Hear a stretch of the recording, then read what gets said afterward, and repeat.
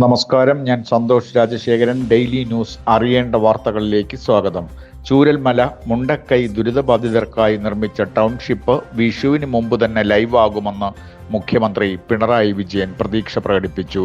2021 നൽകിയ 900 വാഗ്ദാനങ്ങളിൽ 97% നടപ്പിലാക്കിയെന്നും മുഖ്യമന്ത്രി പറഞ്ഞു.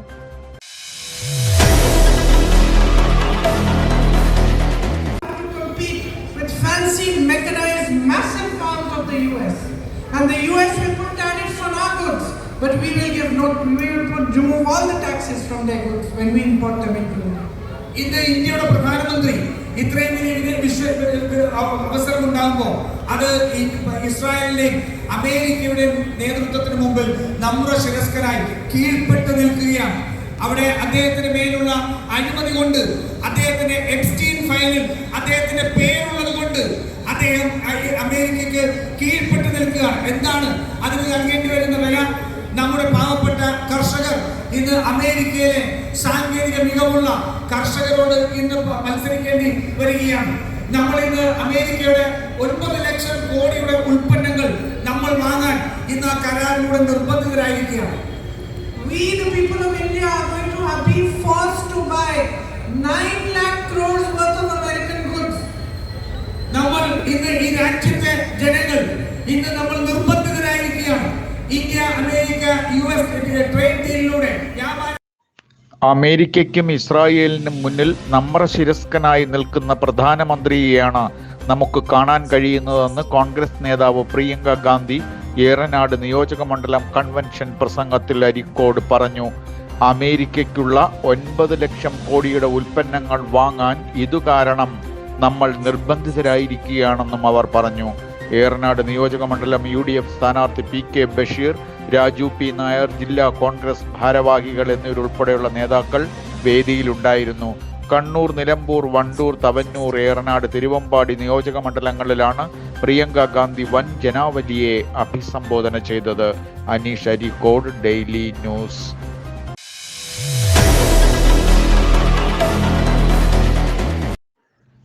BJP തിരുവനന്തപുരം കാട്ടാക്കട സ്ഥാനാർത്ഥിയും മുൻ സംസ്ഥാന പ്രസിഡന്റുമായ PK കൃഷ്ണദാസിന്റെ ലവ് ജിഹാദ് പരാമർശത്തിന്മേൽ തിരഞ്ഞെടുപ്പ് കമ്മീഷൻ വിശദീകരണം ആവശ്യപ്പെട്ടു. ജില്ലാ കളക്ടറോടാണ് കമ്മീഷൻ വിശദീകരണം ആവശ്യപ്പെട്ടിരിക്കുന്നത്.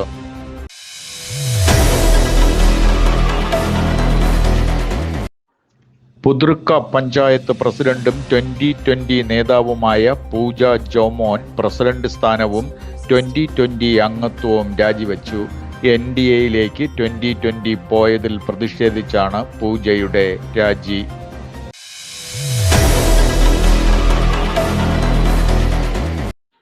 Internet DTP photostat workers and owners association IDPWOA 4ാമത് വാർഷികവും സംസ്ഥാന കൺവെൻഷനും ഈ മെയ് 10 ഞായറാഴ്ച ഇടുക്കി വണ്ടിപ്പെരിയാർ പഞ്ചായത്ത് ടൗൺ ഹാളിൽ ഇടുക്കി MP ഡീൻ കുര്യാക്കോസ് ഉദ്ഘാടനം ചെയ്യും. ഒരുമിച്ച് നിൽക്കാം, നേടിയെടുക്കാം അവകാശങ്ങൾ എന്ന മുദ്രാവാക്യമുയർത്തി IDPWOA ശക്തമായ പ്രവർത്തനമാണ് നടത്തുന്നത്. ഇതിന്റെ പോസ്റ്റർ പ്രകാശനം ഈ ഏപ്രിൽ 11 പെരുമ്പാവൂർ സംസ്ഥാന കമ്മിറ്റി ഓഫീസിൽ സംസ്ഥാന പ്രസിഡന്റ് KG സൽമ അബ്ബായി നിർവഹിക്കും.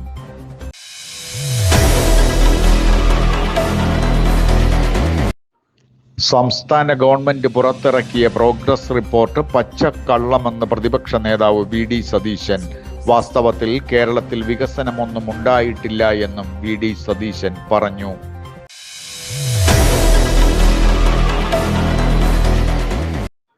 ലോക്സഭാ പ്രതിപക്ഷ നേതാവ് രാഹുൽ ഗാന്ധി ഇന്ന് പാലക്കാട്ട് UDF പ്രചരണങ്ങൾക്ക് നേതൃത്വം നൽകി.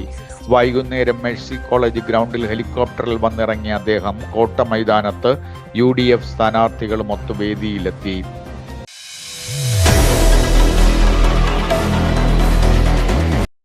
കേരളത്തിൽ സ്വർണ്ണവിലയിൽ വൻ വീഴ്ച. പവന് 1320 രൂപ കുറഞ്ഞു. കേരളത്തിൽ ഒരു പവൻ സ്വർണത്തിന്റെ വില 1,09,360 രൂപ.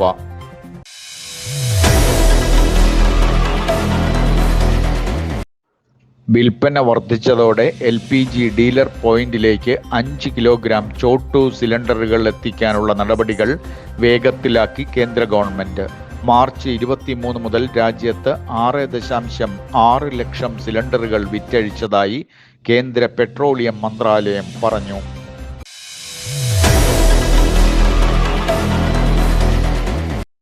അരുണാചൽ മുഖ്യമന്ത്രിക്കും കുടുംബത്തിനുമെതിരെ CBI അന്വേഷണത്തിന് ഉത്തരവിട്ട് സുപ്രീം കോടതി. മുഖ്യമന്ത്രിയുടെ ഭാര്യ, അമ്മ, അനന്തരവൻ എന്നിവരുൾപ്പെടുന്ന കമ്പനികളിലെ കണക്കുകളും പരിശോധിക്കും.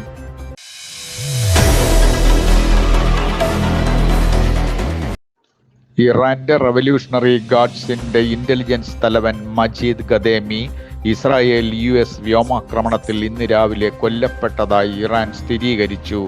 എന്നാൽ വെടിനിർത്തലിനു പകരം ഹോർമൂസ് കടലിടുക്ക് തുറക്കണമെന്ന US നിർദ്ദേശം ഇറാൻ തള്ളി. ഇതേസമയം ഇന്ത്യൻ ടാങ്കർ ആശ ഗ്രീൻ ഹോർമൂസ് കടലിടുക്ക് കടന്നു.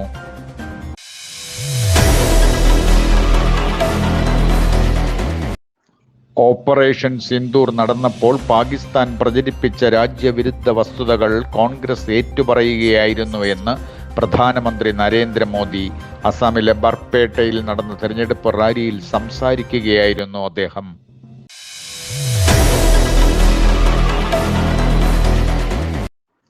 കേരളത്തിൽ വേനൽ മഴയ്ക്കൊപ്പം ഇടിമിന്നൽ ജാഗ്രതാ മുന്നറിയിപ്പും നൽകി കേന്ദ്ര കാലാവസ്ഥാ വകുപ്പ്. കൊല്ലം, പത്തനംതിട്ട, ആലപ്പുഴ, കോട്ടയം, ഇടുക്കി ജില്ലകളിൽ യെല്ലോ അലർട്ട് പ്രഖ്യാപിച്ചു. ഡെയിലി ന്യൂസ് അറിയേണ്ട വാർത്തകളുമായി വീണ്ടും കേൾക്കാം. നന്ദി, നമസ്കാരം.